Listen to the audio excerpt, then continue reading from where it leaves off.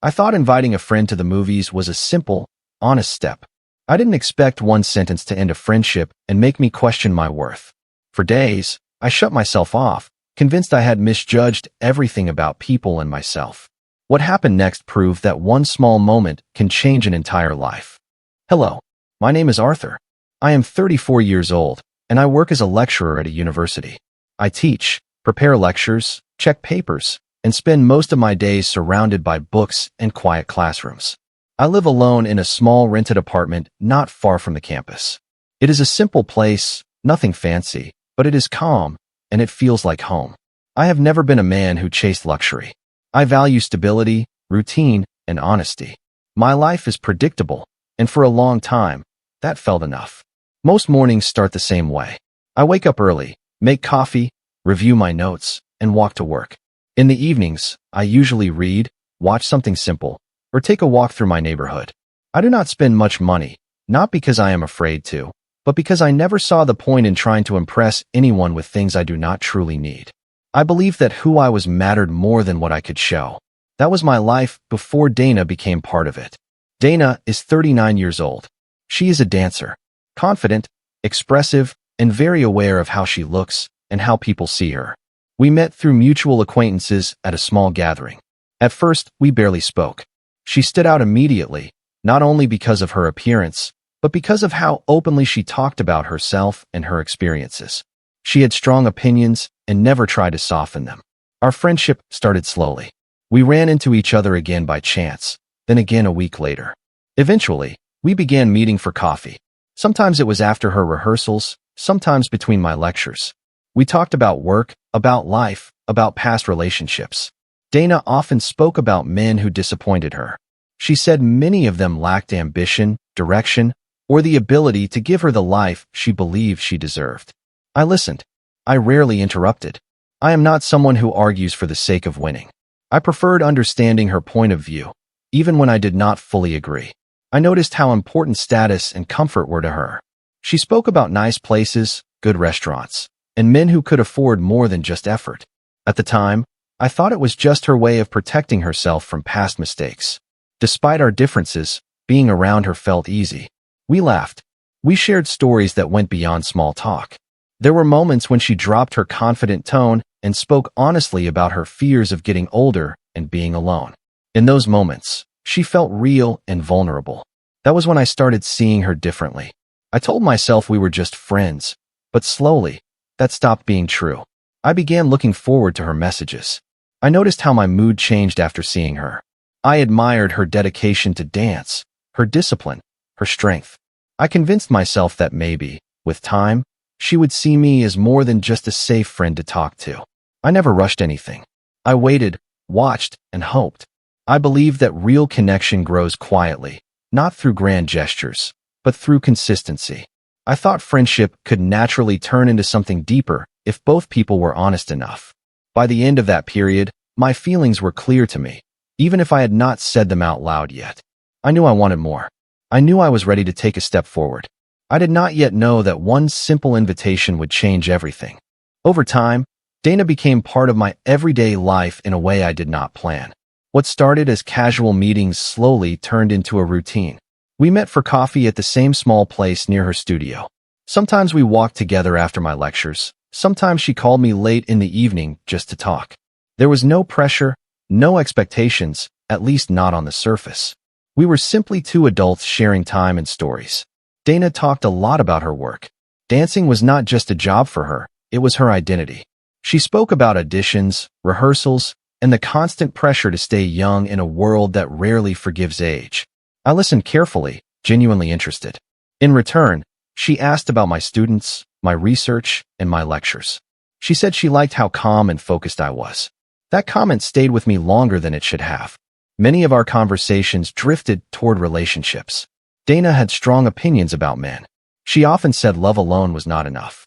According to her, a man had to be able to offer security, comfort, and a certain lifestyle.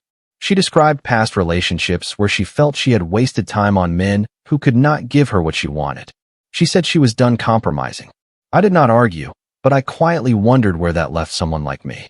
Despite those conversations, there were moments that felt warm and genuine. We laughed about small things. We shared memories from childhood. Sometimes we sat in silence without feeling uncomfortable. When she was tired after rehearsals, she leaned back and spoke more softly. In those moments, she did not sound demanding or distant. She sounded human, and that was when my feelings deepened. I began to notice changes in myself. I checked my phone more often. I replayed our conversations in my head. I started choosing my words more carefully around her. I knew I was crossing an invisible line from friendship into something else. Still, I told myself I was being foolish. Dana never openly flirted. She never promised anything. Yet, she kept me close, emotionally available, and present. At some point, I realized I was afraid of losing her as a friend, but even more afraid of never trying. I believed that honesty mattered. I believed that if I stayed silent, I would regret it. I convinced myself that asking her out did not mean forcing anything. It meant being clear about my intentions and respecting whatever answer she gave. I thought carefully about how to do it. I did not want something extravagant. I wanted something personal, relaxed, and real. A place where we could talk and feel comfortable. To me, the idea of going to the movies felt natural. It was simple, familiar, and honest. I believed that if two people truly liked each other, the setting would not matter. In my mind, the invitation was not about money or status. It was about time together, about seeing if what I felt was mutual. I imagined her smiling, maybe surprised, but open to the idea. I imagined that even if she said no, we would talk it through as friends. I underestimated how differently she saw the world. The decision was made quietly, without drama. I chose a moment when we were relaxed, sitting with coffee between us, talking about nothing important. My heart was beating faster than usual, but I stayed calm. I told myself that whatever happened next, at least I would know where I stood. That was the moment I decided to take the step that would change everything between us, even though I did not yet understand how final it would be. I remember the exact moment I decided to say it. We were sitting at the same cafe we had visited dozens of times before. Nothing about the day felt special. Dana was relaxed, talking about a rehearsal that had gone better than expected. I listened, nodded, smiled. On the outside, everything looked normal. Inside, I was tense, but determined. When there was a short pause in the conversation, I took it. I told her that I enjoyed spending time with her and that I wanted to ask her out on a real date. I said it calmly, without drama, without trying to sound impressive. I suggested we go to the movies together, just the two of us. I said it would be nice to relax, watch something, and talk afterward. For a moment, she said nothing. She looked at me, not confused, but assessing, as if she was measuring something. Then her expression changed. It was subtle, but clear. Her smile disappeared, and her posture shifted. She leaned back and crossed her arms. She asked if I was serious. I said yes. I told her I thought it would be a good way to spend time together.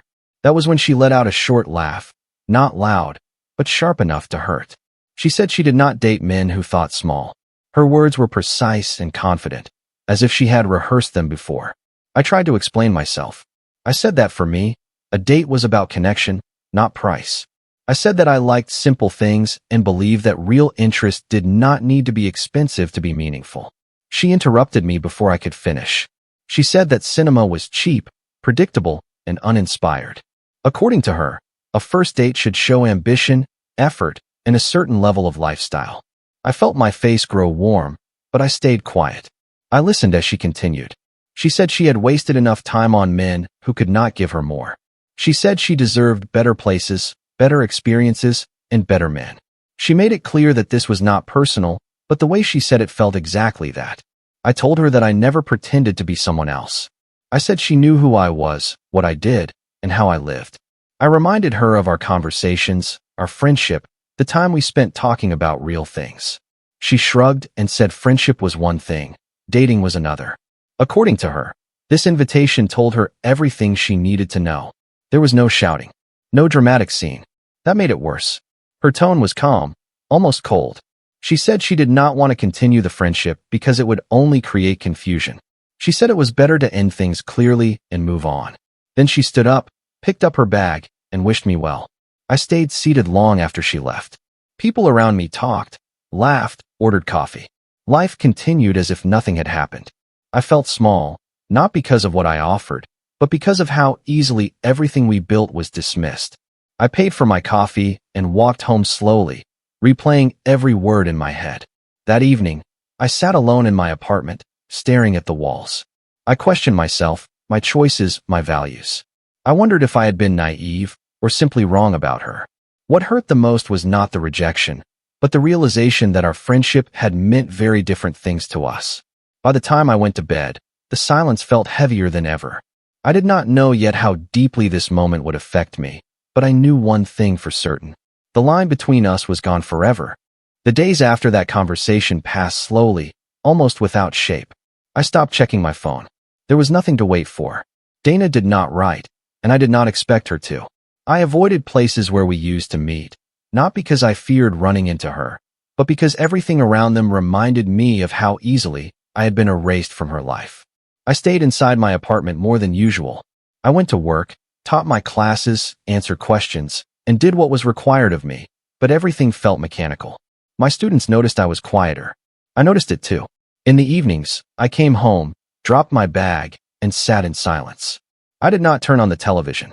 I did not open a book.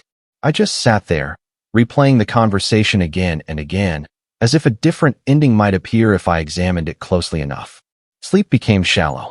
I woke up too early, tired but unable to rest. My thoughts moved in circles. I questioned myself in ways I had not before. I wondered if I was boring, if my way of living was outdated, if calm and simplicity had become weaknesses in a world that rewarded noise and display. The stress did not feel dramatic. It felt heavy and quiet, like something pressing on my chest without warning. After a few days, I realized that staying inside was making things worse. One afternoon, after finishing my lectures, I decided to go to the grocery store. It was not a meaningful decision, just a practical one. I needed food, and I needed to be somewhere ordinary, somewhere that did not carry emotional weight. The store was busy but calm.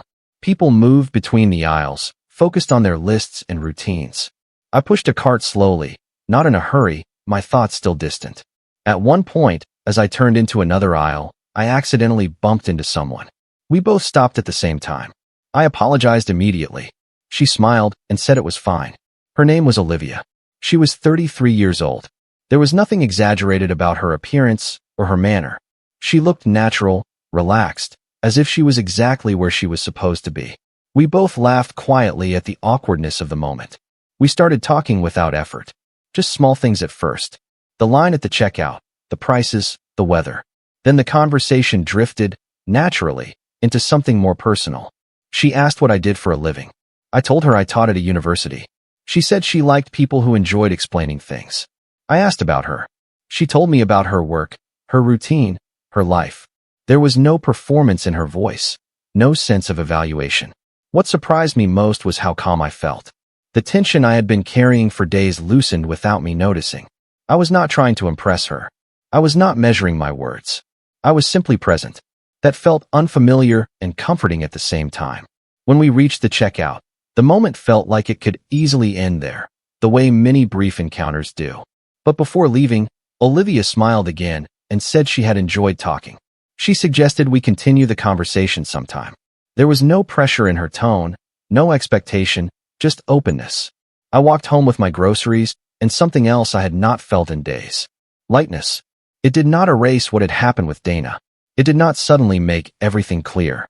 But it reminded me that connection did not always come with conditions or judgment. Sometimes it appeared quietly, in places where you least expected it. That evening, for the first time in days, I cooked a proper meal. I turned on the light, opened a window, and let fresh air into the apartment. I still felt tired, but the weight was different now. It was no longer pressing me down. It was something I could carry. As I went to bed that night, I realized that the story I thought had ended might not have been the only one waiting for me. I did not know where this new path would lead, but for the first time since everything fell apart, I was not afraid to take a step forward. After meeting Olivia at the grocery store, our communication developed naturally, without effort or uncertainty. We exchanged messages, short at first, then longer. There was no tension in our conversations, no hidden expectations. We talked about everyday things, about work, routines, habits, and small details that usually get lost when people try too hard to impress each other. With her, I did not feel the need to explain or justify who I was. We met again a few days later for a walk. It was quiet, simple, and comfortable. Olivia listened carefully when I spoke, and when she shared her thoughts, they felt honest and grounded. She did not speak about what men should provide or what lifestyle she expected. Instead, she spoke about balance, mutual respect, and enjoying life without constantly measuring its value. I noticed how different this felt from everything I had experienced before. Over time, I felt more like myself again. The tension that had followed me since the conversation with Dana slowly faded. I slept better. I focused at work. My students noticed that my energy had returned. I realized that the stress I had carried was not only from rejection, but from trying to fit into a version of myself that was never true. When the moment came to invite Olivia on a proper date, I did not hesitate. I asked her if she would like to go to the movies with me.